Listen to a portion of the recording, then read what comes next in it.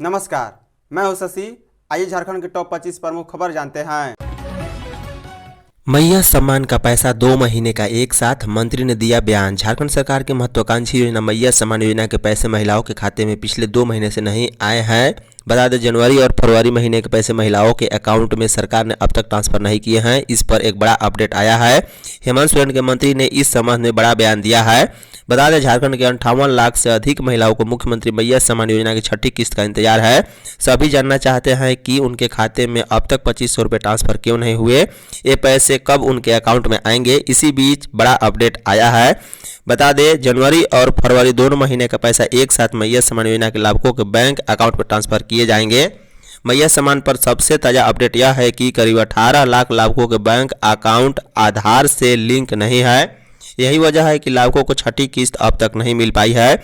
इसी बीच महिला बाल विकास एवं सामाजिक सुरक्षा विभाग के निर्देश पर सभी जिलों में आवेदनों के सत्यापन की प्रक्रिया भी चल रही है। आवेदनों का सत्यापन और आधार को बैंक के खाते से जोड़ने की प्रक्रिया फरवरी में पूरी हो जाएगी, तो लाभुकों के अकाउंट में एक साथ 2 माह की राशि पूरे 5000 रुपये भेज दिए जाएंगे। झारखंड में नई शराब नीति पर सियासत गरम। झारखंड में 1 अप्रैल से नई उत्पाद नीति लागू होने जा रही है। इससे पहले लोकसभा सदस्य चंद्र प्रकाश चौधरी ने मुख्यमंत्री हेमंत सोरेन को पत्र लिखकर प्रस्तावित नई उत्पाद नियमावली 2025 की विसंगतियों को ध्यान आकृष्ट कराया है। लोकसभा सदस्य चंद्र प्रकाश चौधरी ने कहा है कि इस नियमावली पर शराब माफिया के बड़े गिरोह का प्रभाव दिख रहा है। उन्होंने प्रस्तावित नियमावली पर कई सुझाव दिए हैं। उनके अनुसार प्रस्तावित नियमावली में मॉडल शॉप व डिपार्टमेंटल स्टोर में शराब की खुदरा बिक्री की मंजूरी दी है तो उचित नहीं है। उन्होंने बिना संशोधन के इसे लागू करने पर कोर्ट में जनहित याचिका दायर करने की चेतावनी भी दी है। बता दें, नई उत्पाद नीति से संबंधित जो ड्राफ्ट सार्वजनिक प्लेटफॉर्म पर डाला गया है उसमें झारखंड उत्पाद नियमावली 2025, झारखंड मदिरा का भंडारण एवं थोक बिक्री नियमावली 2025 है। पलामू टाइगर रिजर्व में युवा हाथी की मौत। पलामू टाइगर रिजर्व के दक्षिणी वन प्रमंडल अंतर्गत गारू पश्चिमी वन क्षेत्र के BC10 में एक युवा हाथी की मौत हो गई है। घटना शनिवार की रात की बताई जा रही है।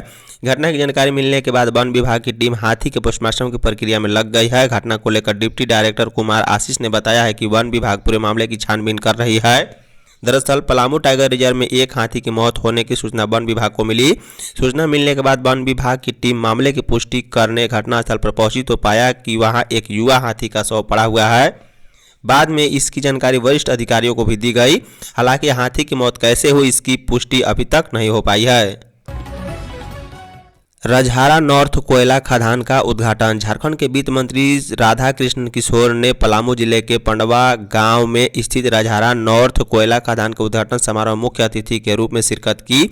इस मौके पर उन्होंने कहा है कि यह परियोजना राज्य के विकास में एक महत्वपूर्ण कदम साबित होगी।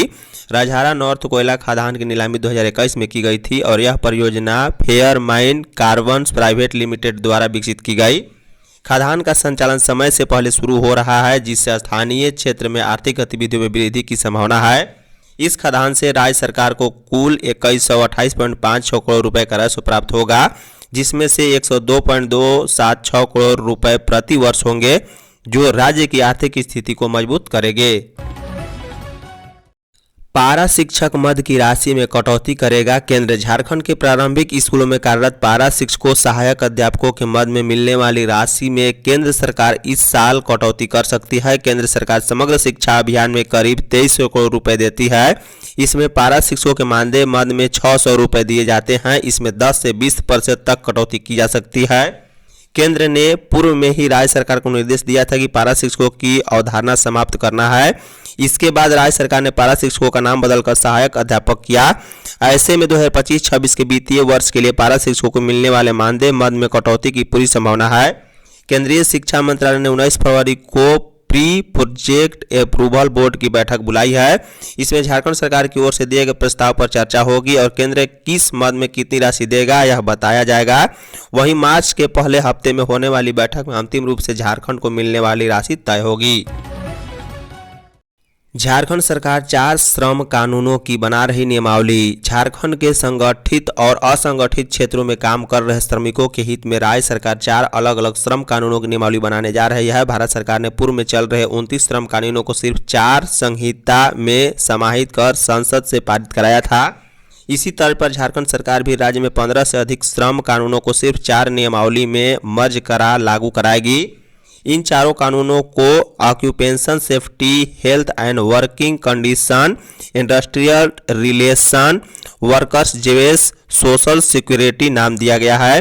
श्रम नियोजन प्रशिक्षण एवं कौशल विकास विभाग ने मिली जानकारी के अनुसार चारों नियमावली के सभी कानूनी पहलों पर विचारार्थ फाइल अभी विधि विभाग के पास भेजी गई है। यहां से स्वीकृति मिलने के बाद इसे कैबिनेट में रखा जाएगा। भारत विश्व गुरु बनने की राह पर संजय सेठ। केंद्रीय रक्षा राज्य मंत्री संजय सेठ ने संत रविदास महाराजा की 648वीं जयंती के अवसर पर आयोजित कार्यक्रम में कहा है कि भारत महर्षि संतों का देश रहा है। सौभाग्य है कि संत शिरोमणि रविदास महाराजा की प्रेरणा को आगे बढ़ाते हुए प्रधानमंत्री सबका साथ सबका विकास और सबके विश्वास के साथ भारत को फिर से विश्व गुरु बनाने की ओर अग्रसर हैं। संत शिरोमणि रविदास महाराज ने जात पात, छुआछूत, ऊंच नीच को भुलाकर इंसानियत के साथ समाज और देश को एक करने की प्रेरणा दी है। यह कार्यक्रम भाजपा एसटी मोर्चा द्वारा रविवार को रांची में आयोजित हुआ था। संजय सेठ ने कहा है कि अनुसूचित जाति समाज को आगे बढ़ाने का काम सिर्फ भाजपा ही कर रही है। जीतू चरण राम ने केंद्रीय मंत्री सह रांची सांसद से आग्रह किया है कि रांची में भी एक संत शिरोमणि रविदास की मंदिर का निर्माण करवाया जाए। बिहार के तर्ज पर झारखंड में डॉक्टरों को मिलेगा डीएसीपी। स्वास्थ्य मंत्री डॉक्टर इरफान अंसारी ने कहा है कि राज्य के चिकित्सकों को बिहार के तर्ज पर डीएसीपी का लाभ दिया जाएगा। आने वाले समय में झारखंड के नियमों का अनुसरण अन्य राज्य करेंगे। चिकित्सकों के हित में ऐसे नियम बनाए जाएंगे कि दूसरे राज्यों के चिकित्सक भी झारखंड में योगदान देंगे। साथ ही राज्य के सभी सिविल सर्जनों को उनके पद के हिसाब से जिले में उनके समक्ष अधिकारी उपायुक्त के बराबर की सुविधाएं उपलब्ध कराई जाएगी। स्वास्थ्य मंत्री रविवार को आईएमए भवन करमटोली में Jharkhand state health service association की नई कार्यकारिणी 2025-27 के शपथ ग्रहण समारोह को बतौर मुख्य अतिथि संबोधित कर रहे थे। कार्यक्रम के दौरान नवनिर्वाचित अध्यक्ष डॉक्टर विमलेश सिंह ने स्वास्थ्य मंत्री को पलामू में पिछले 2 महीने से बायोमेट्रिक अटेंडेंट को लेकर चिकित्सकों के वेतन अवरुद्ध किए जाने की जानकारी दी, जिसे मंत्री गलत ठहराया और इस पर कार्रवाई का आश्वासन दिया है। 50,000 का किसान क्रेडिट कार्ड है तो नहीं मिलेगा पीएम आवास। 50,000 रुपये तक के किसान क्रेडिट कार्ड वालों को प्रधानमंत्री आवास योजना का लाभ नहीं मिलेगा। झारखंड में ऐसे लाभार्थियों की संख्या 50,000 से ज़्यादा है। सरकार ने सभी जिलों के उपायुक्तों को निर्देश दिया है कि वे पीएम आवास योजना के लाभार्थियों का सर्वेक्षण कराएं।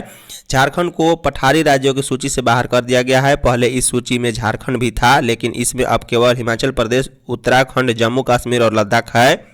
बता दें, इन पठारी राज्यों के लाभार्थियों को प्रधानमंत्री आवास योजना के तहत 1,30,000 रुपये दिए जाएंगे। वहीं पठारी राज्यों से बाहर के लाभार्थियों को 1,20,000 रुपये दिए जाएंगे।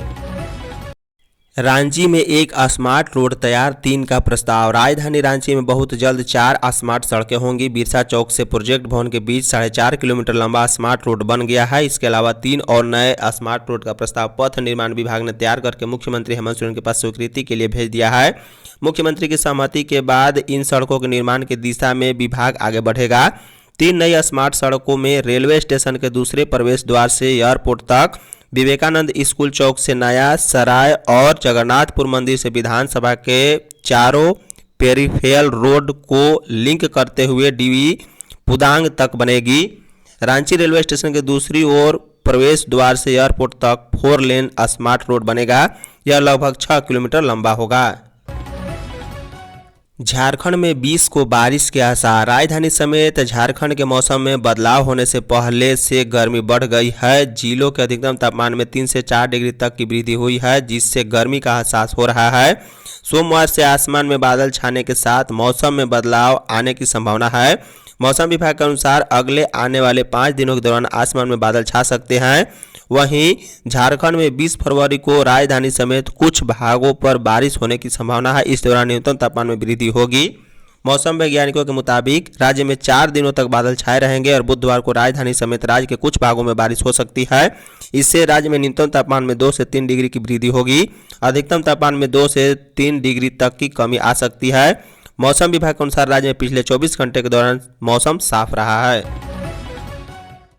कोयला अफसरों की बहाली परीक्षा के लिए सिलेबस जारी। कोल इंडिया ने 434 मैनेजमेंट ट्रेनी कोयला अफसर की बहाली परीक्षा के लिए सिलेबस जारी किया है। आवेदन की अंतिम तिथि 14 फरवरी समाप्त होने के बाद सिलेबस जारी किया गया। मालूम हो कि कुल 9 डिसिप्लिन में 434 अफसरों की बहाली होनी है। इसके लिए CBT होगा। वहीं निगेटिव मार्किंग का भी प्रावधान नहीं है। जारी सिलेबस के अनुसार पेपर 1 में सामान्य ज्ञान, लॉजिकल रीजनिंग, क्वांटिटी एप्टीट्यूड एवं अंग्रेजी कॉमन है। सभी 9 डिसिप्लिनी के परीक्षार्थियों के लिए है। इसके अलावा डिसिप्लिनी अनुसार भी अलग अलग सिलेबस जारी किया गया है।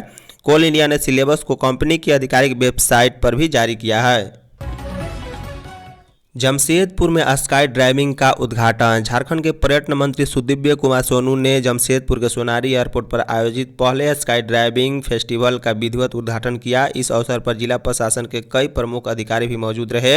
यह फेस्टिवल 16 से 23 फरवरी तक चलेगा और झारखंड में पहली बार स्काई ड्राइविंग का आयोजन हो रहा है। झारखंड पर्यटन विभाग की पहल पर आयोजित इस अद्भुत फेस्टिवल में उन सभी साहसी लोगों को मौका मिलेगा जो हवाई जहाज से कूदने का रोमांच अनुभव करना चाहते हैं। इस फेस्टिवल में भाग लेने वाले प्रतिभागी 10,000 फीट की ऊंचाई से पैराशूट के साथ छलांग लगाने का अवसर पाएंगे। यह अवसर विदेशों और अन्य राज्यों में देखा जाता है, लेकिन अब आप जमशेदपुर में इस रोमांच का लुत्फ उठा सकते हैं। झारखंड में सेस की चोरी नहीं कर सकेंगे बिल्डर और ठेकेदार। राज्य में निजी और सरकारी निर्माण कार्य करने वाले बिल्डर और ठेकेदार सेस की राशि की अब चोरी नहीं कर सकेंगे। उन्हें हर हाल में निर्माण कार्य की कुल लागत का 1% सेस झारखंड भवन एवं अन्य सन्निर्माण कामगार कल्याण बोर्ड को देना होगा, ताकि उस राशि से निबंधित मजदूरों के लिए कल्याण योजनाएं चलाई जा सके। सेस की वसूली में विभिन्न विभाग भी लापरवाही नहीं बरत पाएंगे। अभी तक सेस की वसूली मैनुअल होती थी, जिसमें कई बार ठेकेदार और बिल्डर पूरी राशि जमा नहीं करते थे। अब राज्य सरकार सेस वसूली से लेकर मजदूरों के लिए संचालित होने वाली सभी योजनाओं को ऑनलाइन करने के लिए श्रम नियोजन और प्रशिक्षण विभाग सेस मैनेजमेंट सिस्टम लागू करने जा रही है। धनबाद के श्रमिक चौक में मां बेटी को ट्रक ने रौंदा। धनबाद थाना क्षेत्र के रंगाटांड श्रमिक चौक के पास एक अनियंत्रित ट्रक ने मां बेटी को रौंद दिया है। रविवार की सुबह करीब 7:15 बजे हुई इस दुर्घटना में मौके पर ही महिला ने दम तोड़ दिया, जबकि महिला की 5 वर्षीय मासूम पुत्री की इलाज के दौरान मौत हो गई है। महिला की पहचान सिंदरी गौशाला कांडरा टासरा मोती नगर निवासी हेमा देवी के रूप में हुई है। उनकी पुत्री का नाम आरोही कुमारी है। महिला की दूसरी पुत्री जूही इस दुर्घटना में बाल बाल बच गई। घटना की जानकारी पाकर अस्पताल पहुंचे आरोही के चाचा जितेंद्र सिंह ने पुलिस को बताया है कि रविवार को सुबह 6:30 बजे उनकी भाभी और दोनों भतीजी दामोदरपुर जाने के लिए घर से निकली थी। धन्यवाद।